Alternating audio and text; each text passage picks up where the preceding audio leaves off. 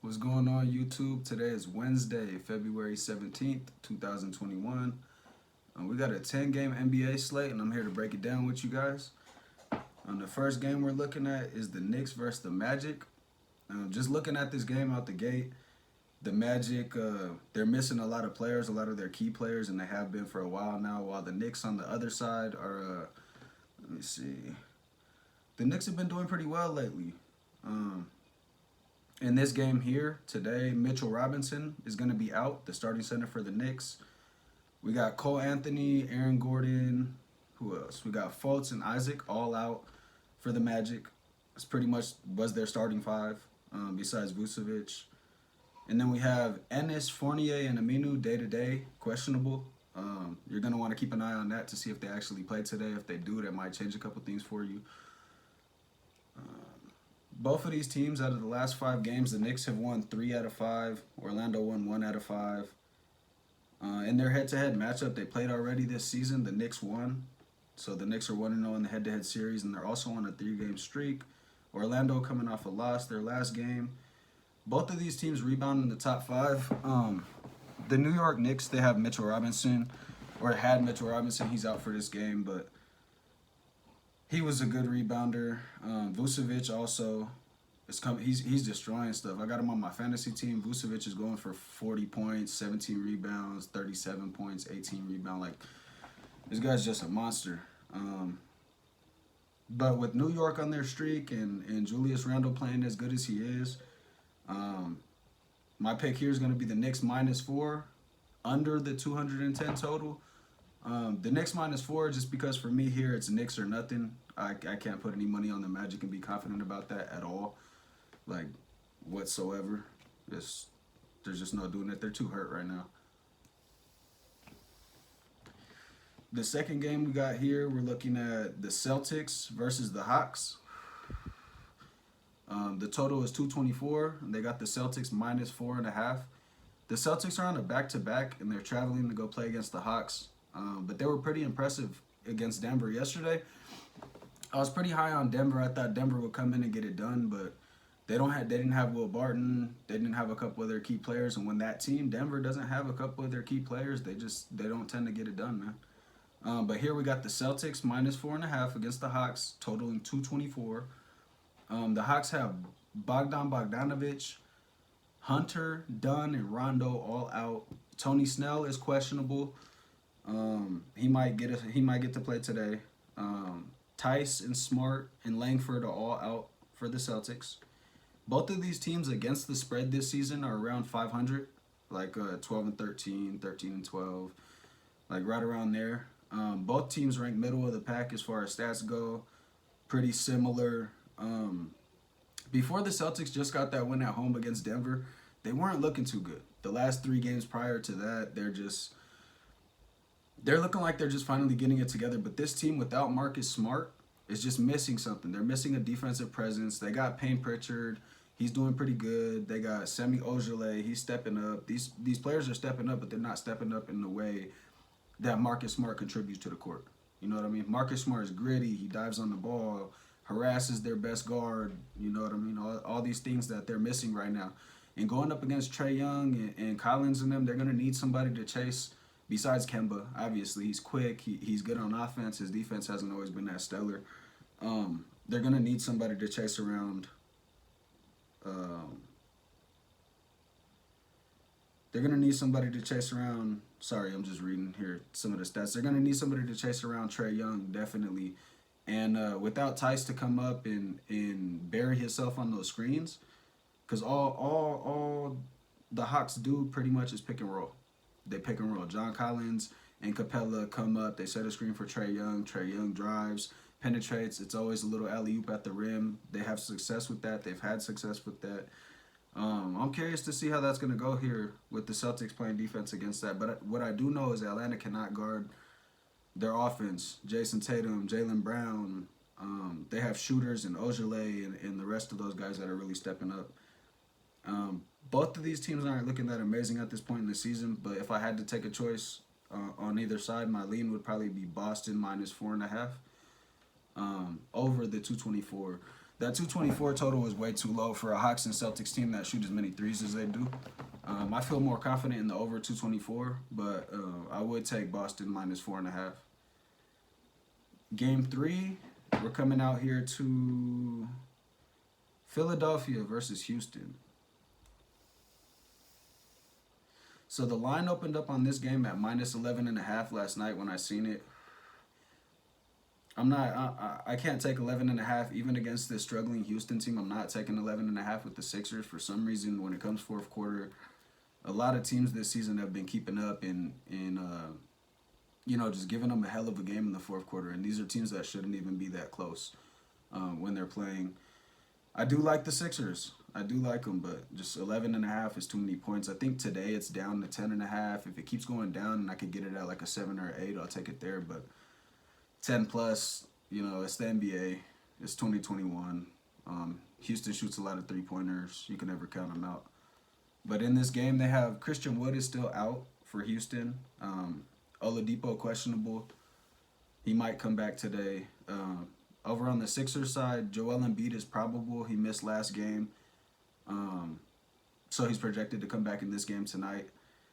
And then Shake Milton. Shake Milton's questionable. And this is a big one. If Shake Milton comes back, he adds not only 15 to 20 points a game, but this guy plays defense, he hustles, and he gives Ben Simmons, when Ben Simmons takes a rest, the point guard position isn't Pookie. It's not like, they're not losing nothing really. Because Shake Milton gets in there and he does his thing. So if Shake Milton's in there, I like Philly even more. Philly is 11-2 at home this season. It's crazy. 11-2. They've only lost 2 games at home. And Houston is 6-10 on the road. So a 6-10 team on the road coming to visit a 11-2 team at home, it pretty much speaks for itself. And that's, I think the line, the minus 11, I think that really speaks for what they believe to happen in this game. Which, I believe a blowout should happen too. Should happen. But it's 2021. You're never safe. Houston's on the 6-game losing streak, while Philly's on the 3-game losing streak. Philly's top 10 in the NBA in points, steals, blocks, and rebounds. Philly they're at home. They're on a 3-game losing streak. They got to break it. They have a better home record than Houston has an away record, which is obvious, I just feel like at this point, this is the perfect bounce back spot for Philly to get right. Especially with Houston not having a good center or even a center at that, with Christian Wood being out. DeMarcus Cousins comes in and plays like 20 minutes a game. But DeMarcus Cousins been looking like he got cement shoes. There's no way he's sticking with Joel Embiid. I'll say that right now. Joel for 30 points, easy. So my pick right here would be Philly. If I could get it minus the 11.5, like if I could get it lower than that, I'll take it. And then we're going to go over the total of 226. 226 is just too low in today's NBA, like I said. If Philly shooters get going, Ben Simmons is coming back off a 42-point game. They're clicking on all cylinders. And if they could get that back going and then Houston could put up a couple threes, I see this going over 226 easily. Super easily. Let me see real quick. All right, game 4. We got the Nuggets against Washington. Washington's at home. We got the Nuggets minus 3.5 on a back-to-back. Like I said, they just played the Celtics yesterday. Took that game to the end, but without their full squad, they couldn't break. Like in the fourth quarter, they were down by 12, like 4 or 5 different times. And they'd get it to 9. They'd hit a 3, get it to 9, and the Celtics just wouldn't let up. They'd come back down. Jaylen Brown hit a 3.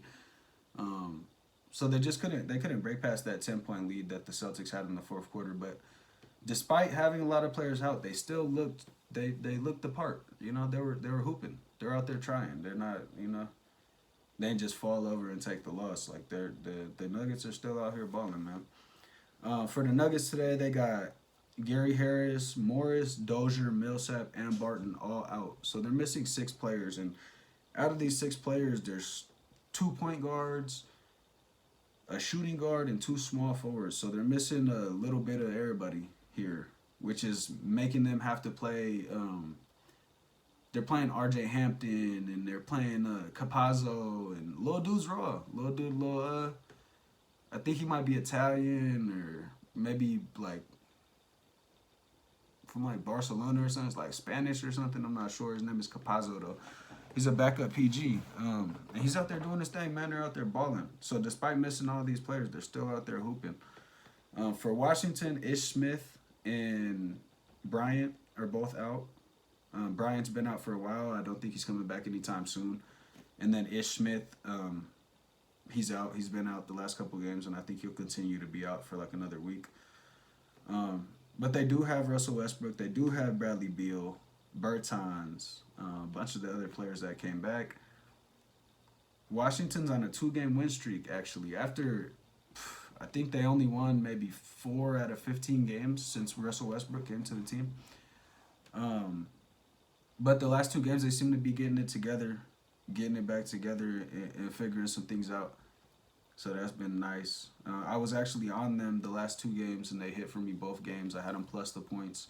I don't think Vegas has caught up yet with the, a couple of the lines, so you could get in there and get them plus points against some teams that are really struggling right now. So if you could find Washington plus points, I'd strongly consider it, and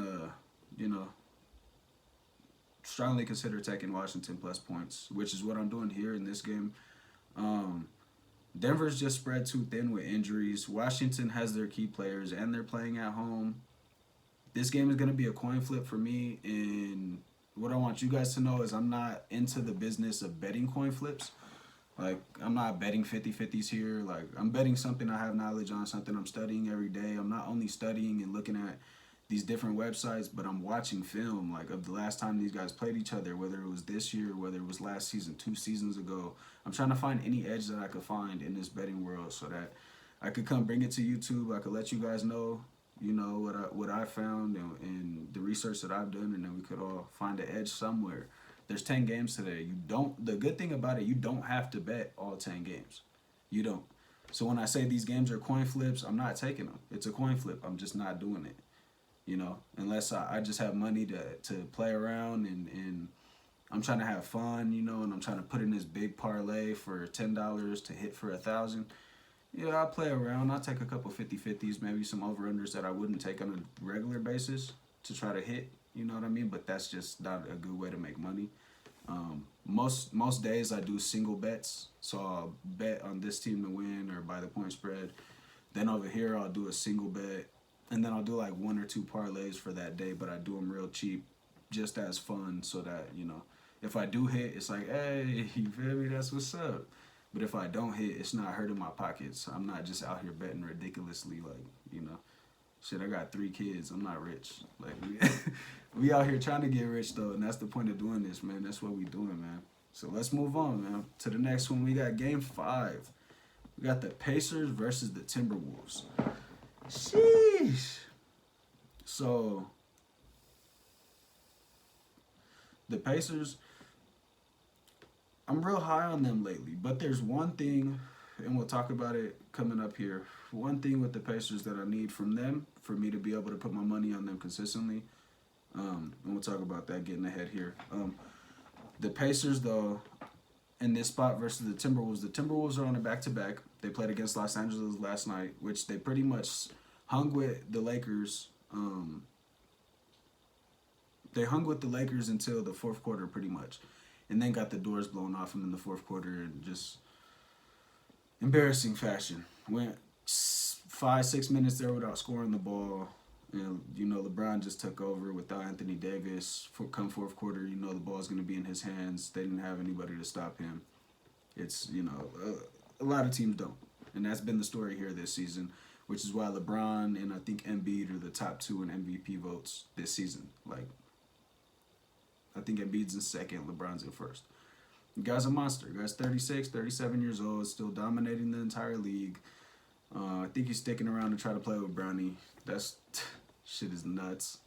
That tells you how long this guy's been in the league and what he's doing for this league. And for him to still be doing this at his age is the exact reason why he's still number 1 in the votes. I think it's Joel Embiid this season. I think he's destroying everybody he's coming up against. Even with a hurt back spasms, he's doing his thing. But last night the T-Wolves lost, so tonight they're on a back-to-back. The Pacers here -6 traveling. So for the Pacers, Levert and T.J. Warren are out. You know, Levert, once he got traded to this team, they found out that he had that, I forget exactly what it was, but there was something going on medically with him. So he had to take a break and go through surgery. It was successful, but he's still not cleared to play, I don't believe. So he's been out for a while since the trade. T.J. Warren hasn't played much for this team this year, which, boy, do they miss him. T.J. Warren was a dog. I know you guys remember these Indiana Pacers versus the Miami Heat, bro. I know y'all remember that. Indiana Pacers versus Miami Heat. T.J. Warren is a dog. Straight dog. But he hasn't got to play yet this season, so those two are out today. And then here's what I was going to bring up earlier, what I said I need from the Pacers. Doug McDermott. No S on that. Doug McDermott. In college, they called this guy Doug McBuckets, right? White dude, like 6'2", 6'3", maybe. Could be wrong. He could be like 6'4". He does look kind of big compared to some of the guards. Last few games, Doug McBuckets is a bucket. I just can't explain it any differently. If this guy plays today, this might be my favorite bet of the day. I'll take it. It's, I don't know, Doug McBuckets. I can't even explain it any differently than that. But let's get over to the Timberwolves. They got D'Angelo Russell hasn't been playing the last couple games, and I don't think he's going to play in this game still. Keep an eye on that. It says that he's out. They haven't upgraded him in the last few days to probable or even questionable, so I'm thinking here he's still going to be out. Who else we got? Culver's out. The backup point guard, Culver, he's been out. So they've been having to play a lot of Anthony Edwards, their new point guard, Michael Beasley at shooting guard. And if those guys don't score, this team doesn't do anything. This team has Karl Anthony Towns back. He's been doing good since he came back, but they're just not they're not a full healthy team. Let me see. Okay, so Timberwolves last game was a bad loss to the Lakers. The Pacers are coming off an overtime loss to Chicago. So I'm expecting the Pacers to come out aggressive and ready to go. They lost in overtime to Chicago when they were leading the whole game. Zach LaVine is just a different beast, though. I know you guys know. If you watch basketball, Zach LaVine is a dog. He's one of the maybe 4 or 5 guys that can shoot from 30 feet out. A three-pointer is about 22, 23 feet, something like that. These guys, Steph Curry, Zach LaVine, Luka, Trae Young. There's a handful in the NBA of these guys that are shooting 30-footers, 29-footers, 32-footers regularly. Zach LaVine's a part of that. So the Pacers coming off that tough overtime loss. I expect them to come out aggressive, ready to go. My pick here is going to be the Pacers. I don't want the -6. I'm gonna take them just to win the game. That -6 is to me it feels like Vegas is baiting you, like they're giving you a string, like here, take this, because that -6, that's 2 possessions. The Timberwolves are a team that shoot a lot of threes. It could get to the end of the game where the Pacers are up by 10 the whole entire game, or 9 the whole entire game pretty much, and then the 1 3-pointer at the end in garbage time just kills your spread. So I'm not liking the spread here, but I'll take Pacers money line. And I'll take this game under the 228. The T-Wolves have been underwhelming. Even though they have a lot of scorers, they have Cat, they have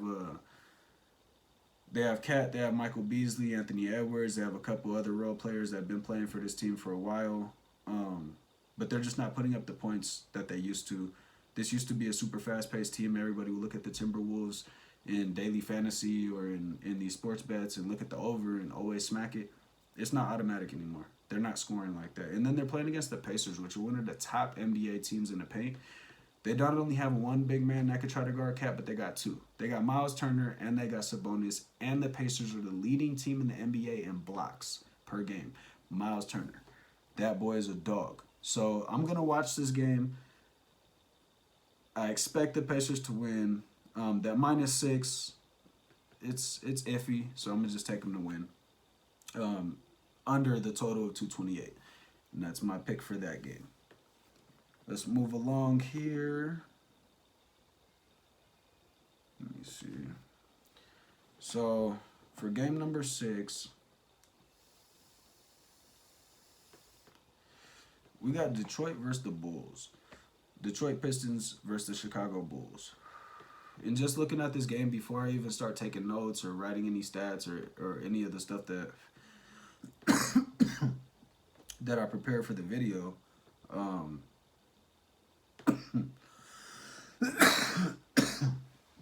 I just don't like this game. I don't like it one bit. As far as betting goes, watching it, I'll watch it. It might be exciting. You got Jeremy Grant going up against the Bulls. The Bulls have Zach LaVine. He's a dog. Everybody knows that. But just betting wise, it's a coin flip in this one. For Detroit, we got Blake Griffin. He's sitting out because of the trade. I'm sure everybody's seen Draymond Green go on, I guess you could say, a rant. He went on a rant during the post-game interview, and he was saying, like, that's bullshit. We played against them, and to see him over there not playing because this team wants to trade him is bullshit, because James Harden, and you guys know the whole bit. So Griffin's sitting for that team. Jahlil Okafor and Hayes are both out.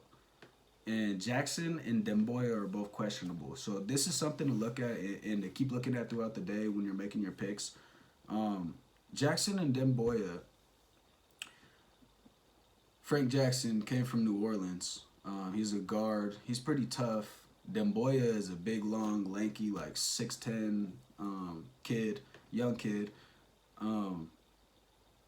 They're vital. They are vital to this team. After this team traded away Derrick Rose back to New York, they're losing Blake Griffin. He was a starter. Maybe they're like their third best player. They gave up the reins of this team to Jeremy Grant. Jeremy Grant. Like the 7th option on Denver. They was like, come on over here and be our guy. Like, I don't know. I don't know. It doesn't make sense to me. But he has been doing his thing. He's been averaging like 32, 33 points a game, turning into a superstar over here when he's given the opportunity, which is great for him. But, you know, that's not something I could just buy into and bet into with confidence at all. For Chicago, they got their center back. They just recently got their center back. Hutchinson and Markkanen are both out, so one of their shooters, their main power forward shooters, is out. Sorry, I was thinking of the center's name. Wendell Carter Jr. They got that guy back. He's a dog. Mark my words. He's going to make the Bulls 10 times better anytime he's on the floor. He's a dog. So they got him back, but they still don't have Markkanen, which is a big guy for them. Hutchinson, he's a great player. And then one of their main scorers, Porter, is questionable. These last couple games that Chicago played, it's really just been Kobe White and Zach LaVine carrying the load. And if them guys aren't scoring, that team isn't winning. But with that being said, them guys are scoring and this team is winning. That shit is nuts. They're just winning. Both teams are coming off a win. They grade out pretty evenly stat-wise in all columns. This is a coin flip game. Like I said, I don't have too much confidence in. I don't have any of my own money on this today. I don't have it in any parlays. I don't have it in any single bet. I'm not taking this game. But, you know, if you want to take this game and you were just wondering which way I'm leaning, my lean would be to Chicago, -4.5 over Detroit. Just because they're at home. These guys been balling. 4.5, that's 2 possessions. That's 5 points that you have to win by. 2 possessions with Chicago. I like it. In the fourth quarter, Chicago's a team that has proven time and time again they're able to get it done. So I'd like that. And then I take it over the 223. Detroit's not a great defensive team, period.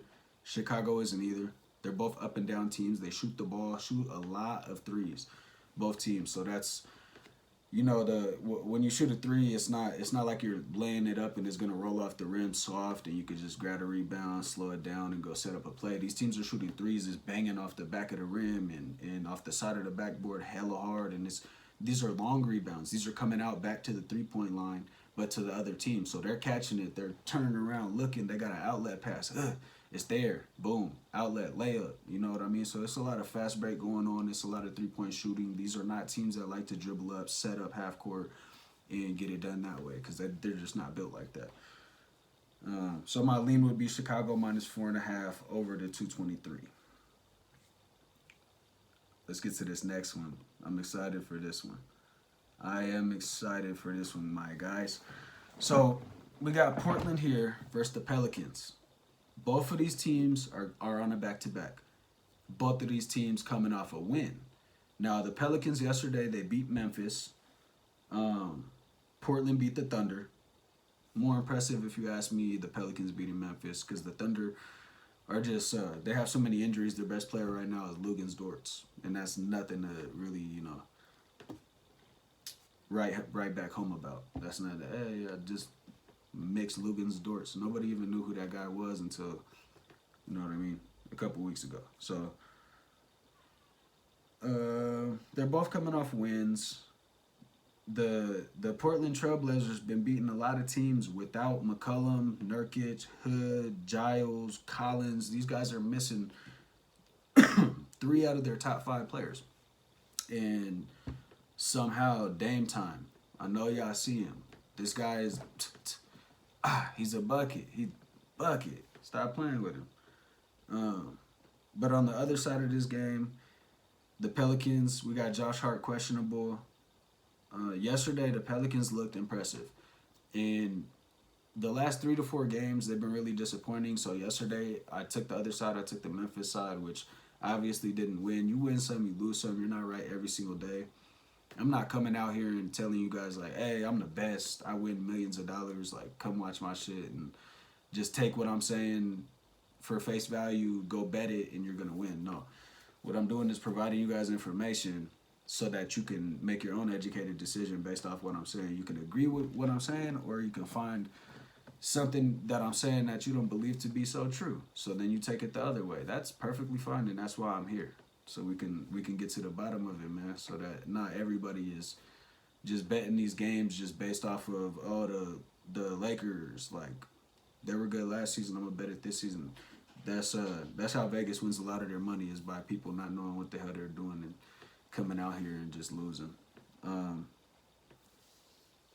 But here we got Portland traveling to the Pelicans. So yesterday they were both away games, both of their back-to-back, so they both had to travel back to New Orleans. So Pelicans are at home, but they did play yesterday, and they're in the same situation as Portland, pretty much. They had to travel back, so they had to go through everything that way, the same way they did.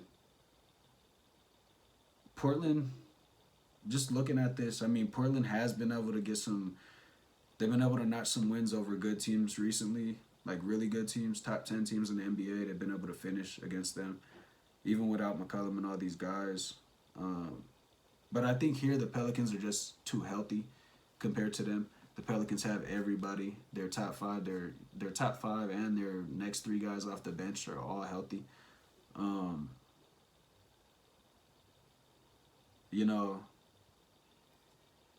Portland has been just having to exert way too much energy to get these wins, I feel like, and they're a little too injured. You can never count out Damian Lillard. You just can never count him out. But my lean here would probably be Pelicans -3, and then over the 223 or 233. Neither of these teams have been doing too good on defense recently, and I think 5 out of 5 games for the Pelicans has went over the number in these last 5, and then Portland's went over the number like 3 out of 5, I believe. And the only reason those games didn't go over the other 2, the only reason those didn't go over is because the other team didn't score enough points, So it wasn't Portland's fault.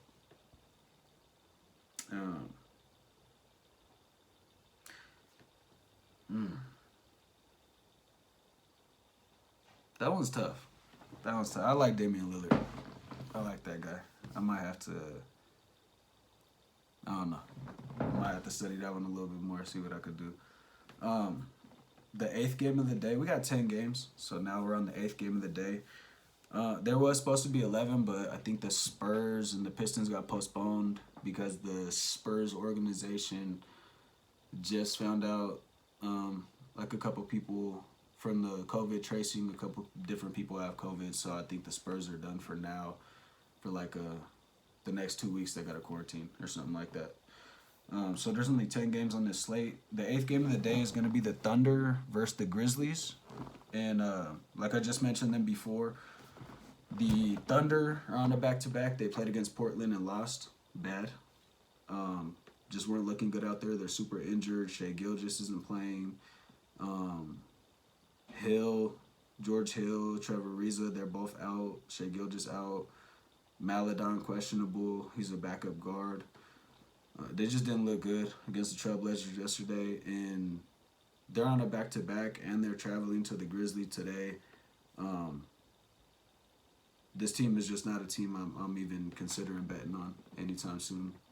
I'd have to wait for Shai Gilgeous-Alexander to come back, and then not immediately come back, but like 2, 3, 4 games after he comes back, see how he's playing, then I might have some money for the Thunder. But they're playing against the Grizzlies. The Grizzlies are also on a back-to-back. They played against the Pelicans last night and lost. They just could never make it over that hump, that 10-point deficit. And for Memphis, DeAnthony Melton, Jaren Jackson Jr., and Winslow were all out. They're all out. Both teams are battling injury. I don't have much interest in this game. My lean would have to be towards Memphis at home. They're both on a back-to-back. Memphis at home. They're the healthier team. They got Joval back. The Thunder lost Steven Adams to a trade. I don't know who they would even put on Jonas Valanciunas. I'd have to lean Grizzlies in the over 224. All right, this is a game that me personally, as you guys can see, I'm a Warriors fan. San Francisco Giants, 49. So I'm pretty sure you guys know what side of the fence I'm on when it comes to this game. We got the Miami Heat laying 1 point as road favorites versus the Warriors. So we got the Heat versus the Warriors. The Warriors are at home, and they're +1. So the disrespect is real. So you got the struggling, and this is being nice. You got the struggling Miami Heat. Struggling. Just doing terrible. Fucking horrible. Just horrible. Versus a Golden State Warriors team that is notched themselves a couple good wins. The total here is 224. Warriors +1. On the Heat side, we got Avery Bradley, Silva, and Myers Leonard. They're all out. But Dragic and Vincent are both questionable. Now, that's a key here in this game. They have been horrible. Miami Heat have been horrible. But that's without Dragic. So they don't have their point guard running the team, which Tyler Hero, Duncan Robinson, Jimmy Butler, none of these guys can run the team. As far as point guard, get the ball to this guy, get the ball to that. They're not running the team. Dragic, little left-hand dude, he's out there, he's doing it.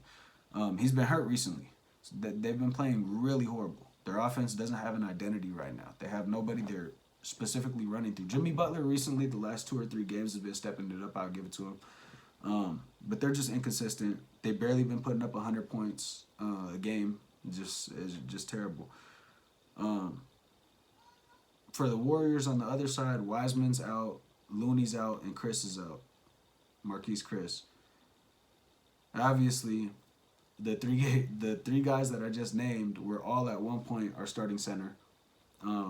We have no center right now. We're running Juan Toscano-Anderson at center, Draymond at power forward, Wiggins, Curry. I think we switch it up and be like Michael Mulder sometimes, and sometimes it's another guy. I'm not too sure. But even without our 3 centers, man, we've been balling. We've been getting wins. I like the Warriors here. I really do. I like the Warriors here. The Warriors are 10-6 at home. which is where they're playing tonight. Where the Miami Heat are 4-9 on the road. So you guys tell me, why are the Warriors +1 here at home with the better home record? Miami has a horrible away record. The Heat are on a 2-game losing streak. The Warriors just coming off a win. The Warriors outranking the Heat in every single stat category. I think this game right here, I think the reason that they have it Heat -1 is for casuals. Casuals come into the casino or they get on these apps and they bet, and they'll see like, oh, Miami Heat versus the Warriors. The Warriors don't have Klay Thompson. They might know a little bit more, for the common guy. They might know Wiseman's out, and they don't have a center right now because they seen the last lineup that the Warriors are running the last couple games.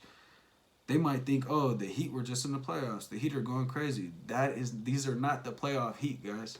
They're not. This is the regular old Heat. If Dragic is in, then everything changes. This all changes. So I'll have to see about that. But as of right now, I like the Warriors +1, under 224. So the Warriors, they've been hitting all their overs recently, but if the Heat are barely putting up 100 points, you got to do the math. It's the Heat put up 100. We'll give them their average, what they average, 101. The Warriors have to drop 124 by themselves just to hit the over. That's just something I'm not comfortable with or not comfortable, but confident with putting my money on. And that's just, that 224, that's a tricky line. They put it right there where, like, it could be 225 if there's 30 seconds left and somebody hits a 3, like one of the Warriors backups, they hit a 3, it could get to 225. Or they come down and they miss that 3 and it ends at 222. Like, that's one of those tricky ones right there on the border. A coin flip, as I would say, and I'm not into the business of betting coin flips, neither should you. It's just not, it's not how it goes. That's not. The last game of the night, one of my favorite games of the night. Let's get to it, man. We got the Jazz. You heard me. The Utah Jazz, the best team in the NBA, cover the most betting spreads in the NBA. You heard me right. The Utah Jazz, best record in the NBA, covered the most spreads in the NBA. I cannot stress that enough. And it's about time. These guys have had the same core 5 for the last couple years and just haven't been able to get it together. For some reason, this season, these guys are lights out from the 3. They're switching everything on defense. These guys, they're there. They're finally there to the point where, if they didn't get it together within the next year or two, I believed myself that Donovan Mitchell was on his way out. He's a superstar. He got to go to a team that could win. They weren't getting it done.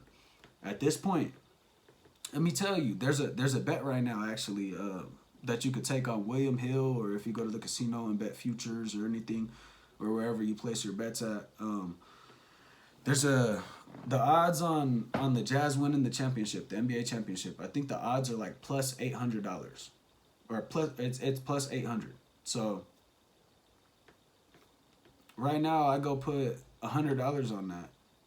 That's gonna pay out 100 + 8, so that's $900. The Jazz.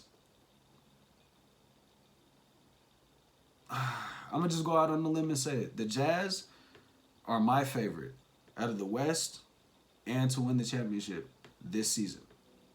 We're only like 30 games in, but based off of what I'm seeing so far, and typically you can tell this far into the season, based off what I know so far, the Jazz are them guys.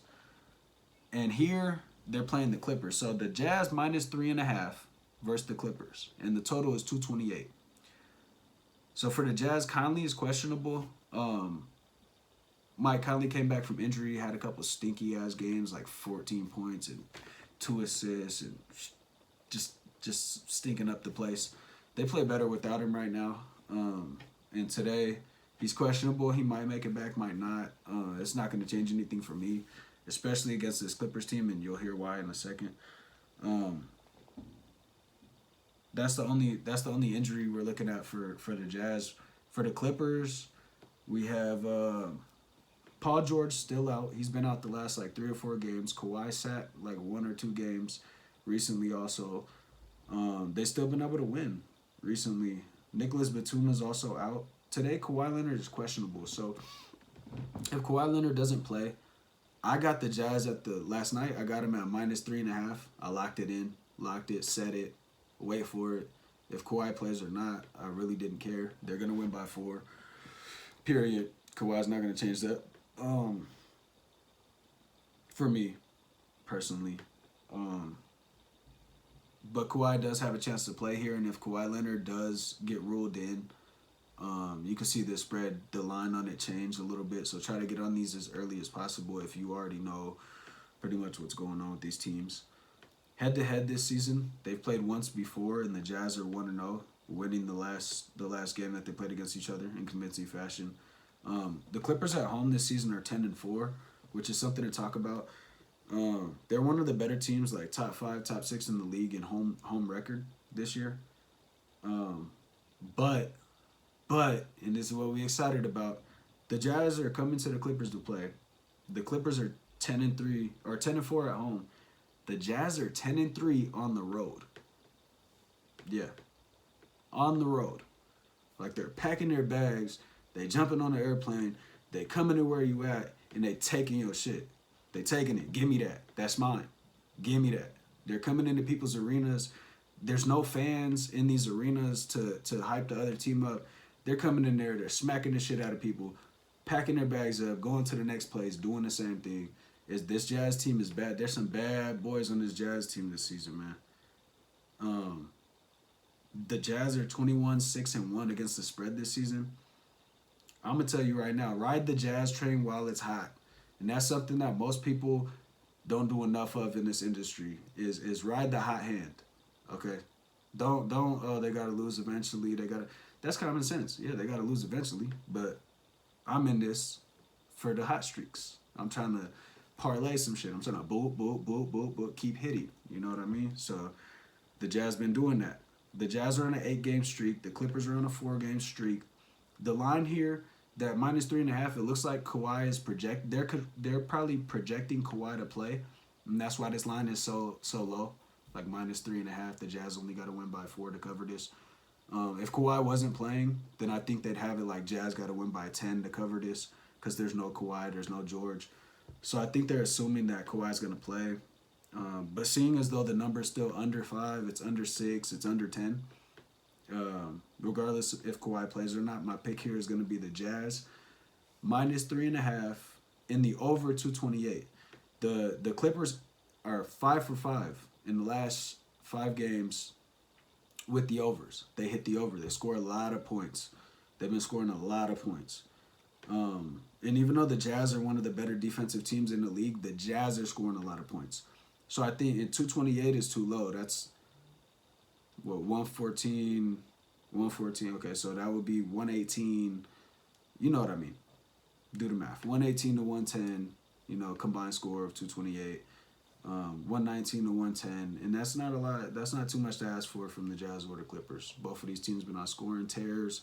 The Clippers defense is even worse without Paul George out there to check somebody, to check Donovan Mitchell. And even if Kawhi could check Donovan Mitchell, you still got Gorgeous Nang. You got what's the name, Bogdanovich, and Joe Ingles. You got all these shooters for the Jazz that they show up consistently. All right, so that's the 10 games. I always like to sprinkle in like a little parlay at the end to let you guys know, or kind of give you guys an idea of what I'm taking as far as a bet of mine. I did put one in already, just a small one, just to, not small, but like a 4-teamer, but with more money on it. 4-teamer just feels safe today. There's too many coin flips. Four games out of 10. Like I said, you don't have to bet every game. I only took 4 out of 10. Right now, I like Philly money line. Philly just to win. I can't take a minus that 11.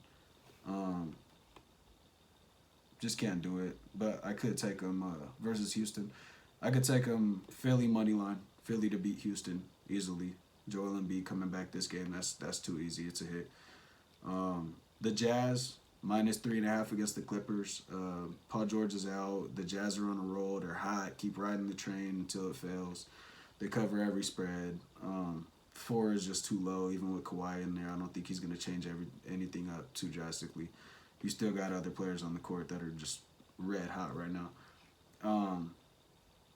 Then we got Grizzlies money line. Let me see.